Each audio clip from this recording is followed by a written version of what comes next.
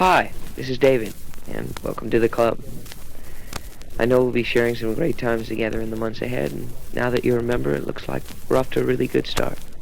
This past year is coming on so fast that sometimes I have to sit down and figure out where I'm at. Have you ever taken a personal inventory of yourself? When you sit back and think about the things you're interested in, and what your dreams are for the future. I think most people do this when they're in school. Believe me, I was no different. I think when school first began, like most kids, it seemed to me, my one and only goal was to get out. And you've got to admit that someone young, it seems like an eternity waiting for a graduation day to come. It's really too bad because you don't really stop to notice how time is flying until it gets late. Now, that was my problem when I was in school. It occurred to me and my friends just a couple of months before graduation that we'd soon be out in the shelter of school and into the world. Suddenly, things didn't seem as simple as they once were. For the first time, we were really faced with a major decision. That, of course, was figuring out what we were going to do. Many kids said they wanted to travel. Others were intent on continuing school. But the majority of them were really uncertain. I'll admit there were times when I felt unsure of things too, but as graduation drew near, I was sure I wanted to get into show business. It was kind of like something sneaked up on me, completely in control, telling me that's what I had to do.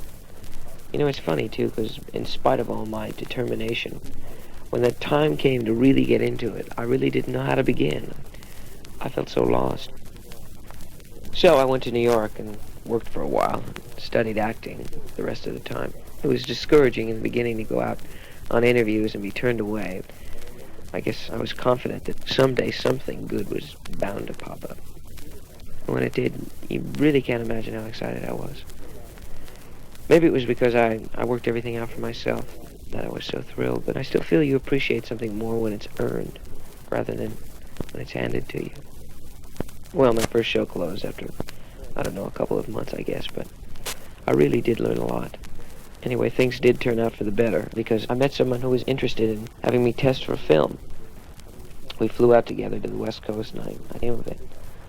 Luckily, things did turn out well in the end, because during my stay in California, I met some representatives from TV studios who later came and cast me in several TV shows. I think it was at that point that I believed I was at the height of my career. I couldn't imagine, things being greater, and the thought of having my own series never really even entered my mind. I just considered myself, the same old David Cassidy, just out of school, positive where I was going, and determined to do something about it. I heard countless success stories about people coming to Hollywood and making it big, but I don't know, I never felt it was meant for me. It really surprised me to find so many people tuning in steadily to see the show. And when your letters started saying how much you enjoyed it, it really made me realize how lucky I was. And I think it was then that your letters got me thinking. Not only was I pleased about the way things were turning out, but you were too. And everything seemed to revolve in a circle because I realized I was responsible for making you happy. Now you've shown me the kind of love I never really knew existed. A love you can share with someone you don't personally know. And I think it's really fantastic because in return, I want to do things to please you. So I'm happy when I get up in the morning to do the show or when I have a concert planned, because then it's my way of returning the love you've given me. And really, I can't think of a better way of doing it. Hey, speaking of concerts, I have quite a schedule lined up for this year. And I'm going to try to cram in as many cities and towns as I possibly can so that I can get to see you. It'll be great if we can at least get together for something like that, because it makes us a whole lot closer than we ever were before. Well, I think I'd better wind this up because I've talked much too much already. So please, keep in touch because your letters are the best thing that's ever happened to me.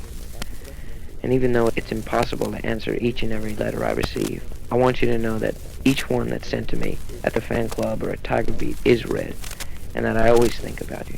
I really do.